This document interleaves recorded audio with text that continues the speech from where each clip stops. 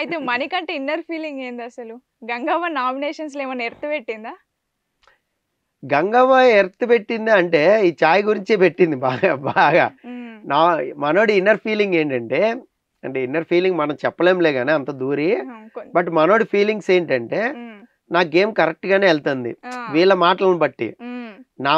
నేనేదైతే game plan చేశానో, sympathy work out చేసా అది బాగా వర్కౌట్ అయింది. అతనికి ఆల్రెడీ 2 వారాలు సేఫ్ అయినప్పుడే తెలుసు. నేను ఇలా మాట్లాడుతుంటే నచ్చుతుంది జనాలకి అని తెలుసు. బాగా తెలుసు. బట్ అందరూ కూడా క్లాస్ బీకి సమ్మర్ ఇప్పుడు ఒక పాయింట్ జరిగింది. ఏంటంటే డైనింగ్ టేబుల్ దగ్గర సీత అన్న పాయింట్. హోస్ట్ చెప్పిందంతా కూడా సమ్మర్ రైట్ అనే అభిప్రాయంలో ఉండద్దు. నాగార్జున చెప్పినవి అన్నీ కూడా అన్ని అడ్రస్ చేయరు ఆయన. పైన అప్పుడు జరిగిన మేజర్ ఇష్యూసే అడ్రస్ చేస్తారు తప్ప ఆయన చెప్పినవి అన్నీ యాక్యురేట్గా ఆడియన్స్దే అని మనం నిర్ధారించలేమన్నట్టు ఒక రీడింగ్ అయితే చేసింది. గేమ్ని డీకోడ్ చేసింది. సో ఆ రకంగానే మణికంఠకి మేబీ పాజిటివ్ అయిందేమో. మన నాగార్జున గారు తిడుతుంటే ఇంకా మనం కరెక్ట్ అది నెగిటివ్ అనుకుంటున్నాము. బట్ ఇక్కడ పాజిటివ్ అయ్యి ఉండొచ్చు వీళ్ళ మాటల ప్రకారం చూస్తే అనేది వీళ్ళ డిస్కషన్. అది నిఖిల్ కూడా ఎగ్జాక్ట్గా ఇదే చెప్పాడు. మీరు ఏదైతే బాగా పర్టికులర్గా చెప్పారో, పర్టికులర్గా నామినేషన్ అనేది మాట్లాడారో, ఈ విషయం మణికంఠకి ప్లస్ అయింది తప్ప మైనస్ అయితే అవ్వట్లేదు. మనం పాయింట్ ఆఫ్ వ్యూ చేస్తున్నాం, పాయింట్అవుట్ చేస్తున్నాం. పాయింట్అవుట్ చేసేది ప్లస్ అవుతుంది మనోడికి, మైనస్ మాత్రం అవ్వట్లేదు. వాడు చేసేది మాత్రం కనిపించట్లేదు, మీరు అనేదే కనపడుతుంది అనేది నిఖిల్ డీకోడ్ చేసి చెప్పాడు. పప్పీస్ టాస్క్ లో కూడా చెప్పాడు, మనం ఆడిపించుకోవడమే కార్నర్ అయినట్టుగా ఉంది, పైగా దట్టు ఏడ్చాడు. నువ్వు అసలు చీఫ్ ఎలా అవుతావు చూస్తాను అన్నదానికి మరింత ఏడ్చాడు.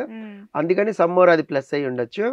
ప్లస్ అంతకు ముందు కూడా నామినేషన్స్ అప్పుడు కూడా మనం లాగుతుంటే పాయింట్స్, సమ్మర్ తను ఫీలింగ్స్ అనేది బయట పెడుతున్నాడు. ఎక్కువ ఏడవడం కూడా సింపతి వర్కౌట్ అయ్యి ఉండొచ్చు, ఇలాగ ఉన్నాడు. సో ఇది మణికంఠ తీసుకునే రిసీవింగ్ పద్ధతి ఎలా ఉందంటే, మనల్ని ఎవరు నామినేట్ చేయట్లేదు, సో మనం కరెక్ట్ గానే ఉన్నాం. వీళ్ళకే అర్థం కాల నా గేమ్, సో మనకి బానే ఉన్నాం. ఎప్పుడైతే టేస్టీ తేజ ఓపెన్ అప్ అయి చెప్పాడో, టేస్టీ తేజ కూడా ఎలా చెప్పాడు, ఆయన గేమ్లో ఫుడ్ టాస్క్ వచ్చినప్పుడు ఆ ఫుడ్ టాస్క్ లో నువ్వు చెప్పింది ఒకటి, లోపలికి వెళ్ళి కాన్ఫెషన్ రూమ్ లో చేసింది ఒకటి బ్రదర్, ఇలా చేస్తుంటే మేబీ బాగుండేది, అది కూడా లైటర్ వేల్ అని చెప్పాడు టేస్టీ తేజ. కొన్ని పాయింట్స్ అయితే పర్ఫెక్ట్ గా చెప్పేసుకున్నాడు. టేస్టీ తేజ ఎలా ఉంటాడంటే, బయట ఆడియన్ ఎగ్జాక్ట్ గా ఏమనుకుంటున్నారో యాజ్ ఇట్ ఈజ్ చెప్పేస్తాడు, as it is point to point చెప్పేస్తాడు. సీతకే చూడండి, నువ్వు సెలక్షన్ రాంగ్ చేసావు, బ్యాలెన్సింగ్ గేమ్ లో నైనిక రావాలి, నైనిక బదులు నువ్వు మణికంఠని పంపావు, కరెక్ట్ కాదు. అలాగే స్విమ్మింగ్ టాస్క్ లో నబీల్ని పంపాలి, విష్ణుప్రియని పంపావు, అది కరెక్ట్ కాదు.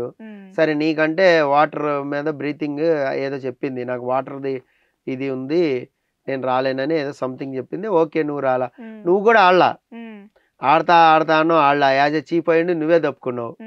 మణికంఠని ఫస్ట్ పేరు చెప్పావు, తర్వాత నేను తప్పుకుంటాను. మళ్ళా బిగ్ బాస్ అడగంగానే అన్ఫిట్ ఎవరు అనేది అడగంగానే అన్ఫిట్ మణికంఠ సార్ అని ఏకాభిప్రాయం అని చెప్పేస్తుంది, క్లారిటీ మిస్ అయ్యావు. ఇలాగే టేస్టీ తేజ పర్ఫెక్ట్ గా చెప్పేశాడు. సో ఈ విషయం చెప్తున్నప్పుడు ఇదంతా మణికంఠకే కనెక్ట్ అయింది.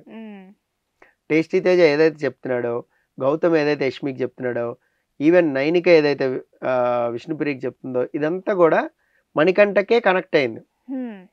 సో మణికంఠే రియాక్ట్ అయ్యాడు, మణికంఠ అక్కడ ఫీల్ అయ్యాడు, మనది అయితే కరెక్ట్ గానే వెళ్తుంది, మనకి ఏమైతే వర్కౌట్ అయింది, మస్తు హ్యాపీ. బట్ ఇప్పుడు తెలిసిపోద్ది కదా, ఇప్పుడు యష్మి ఒక డైలాగ్ అంది, సరే వాళ్ళు వచ్చి ఒక్కరోజే కదా అయింది, ఓ వారం అయితే మనోడేంటో తెలిసిపోద్ది కదా మణికంఠ, అప్పుడు వాళ్ళే చేస్తారు, మనం చేసేది ఏముంది, అప్పుడు ప్రేక్షకులకు తెలుస్తుంది కదా అట్లీస్ట్ అని చాలా కాన్ఫిడెంట్ గా ఉంది ఆ విషయంలో. మణికంఠ ఎక్కడైనా దొరుకుతాడు, సమస్య లేదు, అతని మాటల్లో, చేష్టల్లో, బిహేవియర్ లో వాళ్ళకి అర్థమైపోద్దబ్బా మనం చెప్పక్కర్లా అనే ఒక డైలాగ్ అయితే అంది. సో ఈ రకంగా నామినేషన్స్ లో ఏంటంటే మణికంఠని హైలైట్ ఈసారి కాకుండా సైడ్ కి పెట్టడం వల్ల, అంటే టార్గెట్ చేయకపోవడం వల్ల, ఒకవేళ వైల్డ్ కార్డ్ అందరూ మణికంఠని టార్గెట్ చేస్తే మేబీ హీరో అయిపోయి ఉండేవాడు. చేయకపోవడమే మంచిదైందని నేను అనుకుంటున్నాను. వాళ్ళు కూడా అదే డిసైడ్ అయినట్లున్నారు.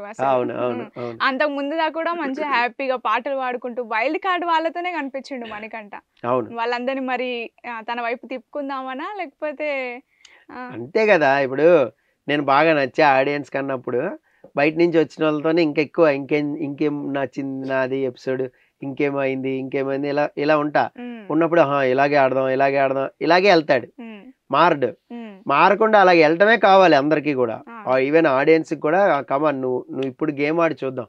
మొన్నటిదాకా అంటే తక్కువ మంది ఉన్నారు, ప్రతి దాంట్లో స్క్రీన్ ప్రజెన్స్ కానీ, ప్రతి దాంట్లో ఇష్యూలు హైలైట్ చేసుకోవడం కానీ, ఈవెన్ వాళ్ళ గేమ్ ఆడుతున్నా, వాళ్ళ నామినేషన్ అయినా, వాళ్ళ ఎలిమినేషన్ అయినా మనోడు స్పేస్ తీసుకుని తెచ్చుకోవడం కానీ.